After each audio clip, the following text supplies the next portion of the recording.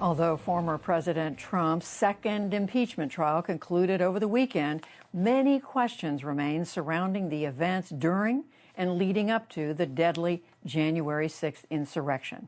And as we reported earlier, House Speaker Nancy Pelosi announced her plans today to form an outside, independent 9/11-style commission to, as she says, get to the bottom of how this happened. Former New Jersey Governor Tom Kean chaired the 9/11 Commission, and he joins us now. Governor Tom Kean, welcome to the NewsHour. Very good to see you. We know that you and your vice chair, former Congressman Lee Hamilton, sent a letter to President Biden, to congressional leaders on Friday, urging them to consider the idea of a commission. Some people are going to look at this and say, great idea. Other people are going to say, oh, no, another commission. Why is it a good idea?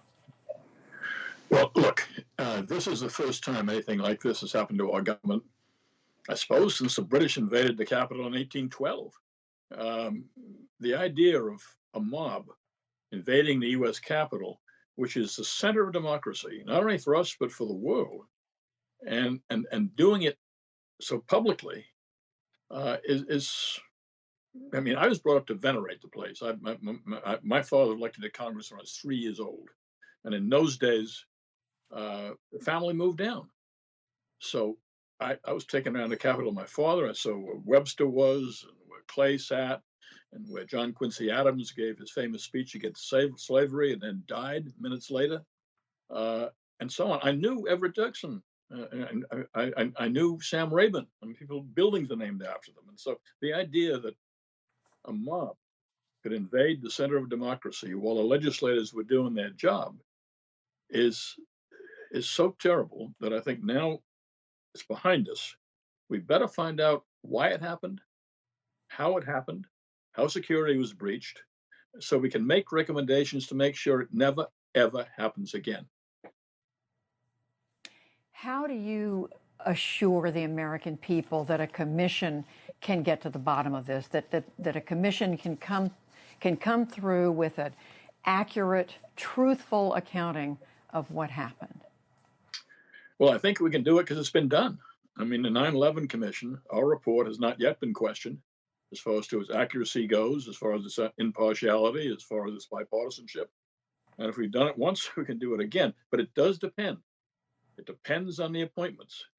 I mean, the people who are appointing, or the people in the Congress, have got to make sure that this is people who have no ambitions, who are not overly partisan, who can reach across the aisle, who can work with each other, and who have the confidence based on their own records of the American people to come out with something that is useful, proper, and will prevent it ever happening again. And that's a question I have, Governor Kean, because we are in a much more politically polarized time, as you know, than it was even in 2000, in 2001, or 2002, when your commission got to work. How do we know that each side isn't going to be appointing, or one side or the other, people who are so set in their views that you can't come up with a unanimous view of what happened, or reporting of what happened? I think it's, again, we're going to be defending our elected officials. That's who we are in this democracy. And I think the idea of, I have great confidence that Nancy Pelosi, Congressman McCarthy, the leaders of the Senate, know who these people are, because a lot of them have served with them in the Congress. I mean, when Lee Hamilton was appointed as my vice chair, nobody objected, because Lee Hamilton had a record of integrity and bipartisanship and doing what was best for the country rather than anything else, all his political life. That hasn't ended. There are people I know and people you know of right now, some of them serving in the Congress now, some of them retired from public service, some of them have been governors. There are a number of these people whose only bottom line is service to the United States of America. Country first, patriots. And those are the people who've got to be appointed. And I think we've got to call as hard as we can on the leaders of Congress to make sure those are the people who get on the commission. Does getting to the bottom of former President Trump's involvement in this, role in this, Is that essential to the work of a commission? It's part of it, but it's not, to me, it's not the bottom line. You do a commission to find out the facts of how something happened. How did this mob get created? How was it? I mean, we don't know still whether they planned it all ahead of time or whether some of them were incited on the spot. We don't know that yet. Find out how it happened and find out the facts that everybody agrees on. Once you find out the facts, you can make the recommendations to ensure it never, ever, ever can happen again. But you have to have the facts first in order to make those kind of recommendations. We went back and looked at some of the reporting at the time. The 9/11 Commission issued its report in 2004, and you are right. The vast majority of reaction was very positive, praised the work that you did. There were some who said the fact that you were trying to reach a unanimous view meant that you, in the end, had to soften the edges in so many words. How do you see that? Well, we didn't. I don't think we softened it at all. We had a lot of debates. We met hours and hours and hours and hours. We got to know each other first. So Republicans and Democrats came to trust each other, had private dinners together, in some cases met each other's families. And then once we had agreed to trust each other and done the public hearings and all of that, the report came quite naturally after that. And we did not soften the edges. I mean, we said what we thought we had to say. And I didn't know until 2 days before we issued the report whether we had it unanimous or not.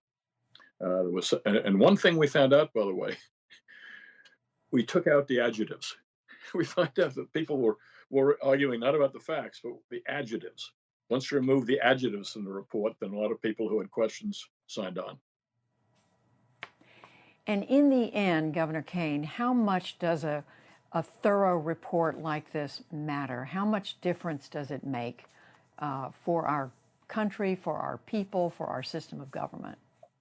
Look, the 41 recommendations we made in the 9/11 Commission were the basis for a whole redrafting of national security in this country, and we still have not had another attack comparable to 9/11.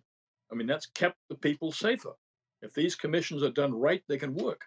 They can work for the people. And so my sense is if we do this right, we can make the Congress stronger, we can make national security stronger, and we can make sure, as I say, that nobody in 10 or 20 years was saying, how did this happen again? It shouldn't happen. There shouldn't be a mob from the left or the right or anybody else to disrupt the best of this democracy, which should be occurring in the United States Congress. Former Governor Tom Kean of New Jersey, who I gather Speaker Nancy Pelosi called you after she received that letter on Friday. So it looks as if it certainly did play into the thinking here. We had a very nice call. We so appreciate your joining us. Thank you very much. Thank you for having me.